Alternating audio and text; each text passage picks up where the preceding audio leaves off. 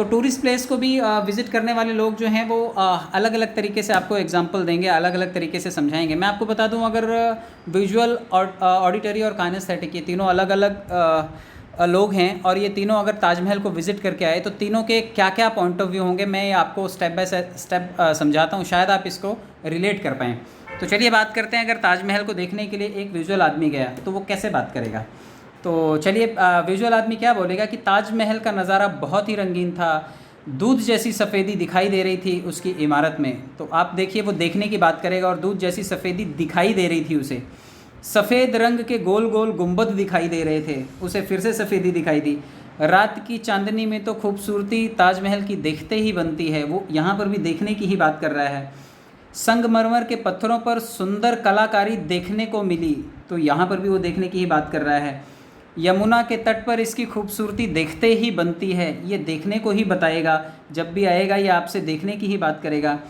इतनी सुंदर रचना है जो कि इसे दुनिया में सबसे अलग बनाती है, कितनी सुंदरता दिखाई देती है, तो ये दुनिया में भी इसे सबसे सुंदर दिखाएगा।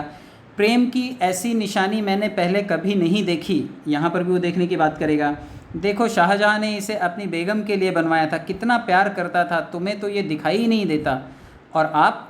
तो ये सारी की सारी चीज़ें देखने वाली सेंसेस हैं। मैं एक बार फिर से दोबारा इसे देखने आना चाहूँगी या चाहूँगा। आप देखिए जो देखने वाला विजुअल है वो यहाँ पर बड़ा स्ट्रॉन्ग है। खूबसूरत फूलों से भरा हुआ बगीचा मुझे वहाँ पर दिखाई दिया, तो ये सारी की सारी खूबसूरती और बहुत सारे लोगों की चहल पहल वहाँ पर दिखाई दी।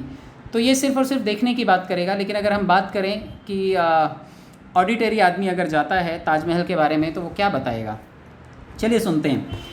तो बच्चे और औरतें इसे देखकर खुशी से चिल्ला रहे थे। वो यहाँ पर साउंड की बात कर रहा है कि जो लोग आए थे, बच्चे आए थे और औरतें आई थी, वो इसे देख करके खुशी के मारे चिल्ला रहे थे। दूसरी बात करेगा, हवा की सरसराहट कानों में कोई भी वहाँ पर खड़ा होकर के सुन सकता है, इसका मतलब वो फिर से सुनाई देने की बात कर रहा है।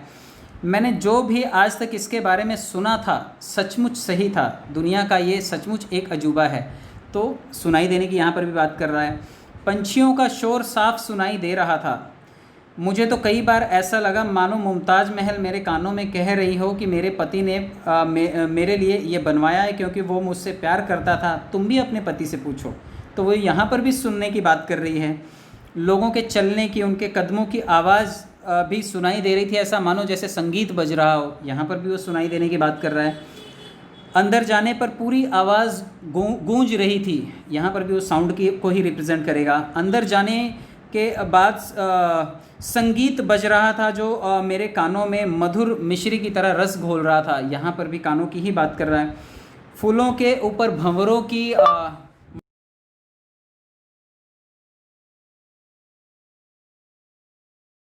जा रही है। तो मैं आपको आगे बता दूं, अगर यही चीज़ काइनेस्थेटिक आदमी जाएगा जिसके स्पर्श या फिर यूँ बोलें टच करने वाली सेंस, फिंगर्स, मसल्स की एनर्जी वो यूज़ करेगा, तो मैं वो कैसे इस्तेमाल करेगा मैं आपको ये भी समझाता हूँ।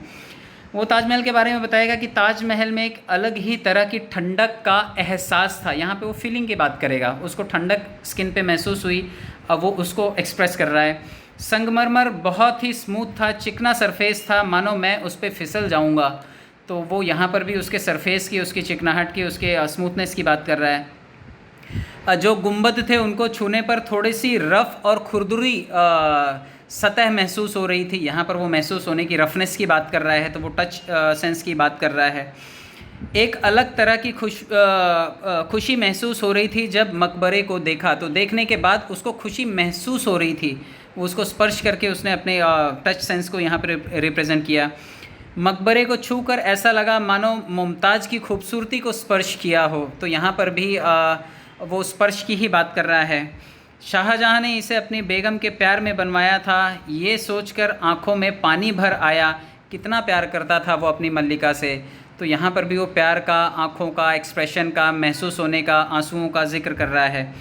ताजमहल से जुड़ी यादें हमेशा मेरे मन में रहेंगी और मुझे हमेशा अच्छा महसूस करवाती रहेंगी, यहाँ पर भी वो फीलिंग वाली सेंस की बात कर रहा है। फूलों की सुगंध बहुत ही मनमोहक थी, यहाँ पर भी वो सेंस जो कि स्मेल सेंस है उसको भी ये रिप्रेजेंट कर रहा है, वो भी मसल्स की नाक की बात कर रहा है कि यहाँ पर कैसे नोज़ के थ्रू ये स्मेल उसके गई बॉडी में और उसने उसको फ़ील किया, महसूस किया। तो ये सारे के सारे जो चीज़ें हैं, आपको बताने का मतलब ये था कि आप तीनों लेवल से सोचिए कि कैसे हम अपनी वीडियो, विजुअल और ऑडिटरी और काइनेस्थेटिक सेंस, इन तीनों का इस्तेमाल करके हम चीज़ों के बारे में रिप्रेजेंट करते हैं। अगर कोई देखने की बात करे तो उसको दिखाइए, अगर कोई सुनने की बात करे तो उसे सुनाइए, और अगर कोई महसूस करने वाला आदमी है, इमोशनल आदमी है, तो उसे ज़रूर महसूस करवाइए। क्योंकि ये सारी चीज़ों की प्रैक्टिस आप अगर धीरे धीरे करेंगे तो बच्चों के साथ आप अच्छा डील कर पाएंगे, रिलेशनशिप में आप अच्छा कर पाएंगे, आप अपने काम में बहुत अच्छा परफॉर्म कर पाएंगे, सेल्स की दुनिया में बहुत अच्छा कर पाएंगे, और दुनिया के किसी भी प्रोफेशन में हैं आप बहुत सफल हो जाएंगे। तो बहुत बहुत धन्यवाद। Thank you very much.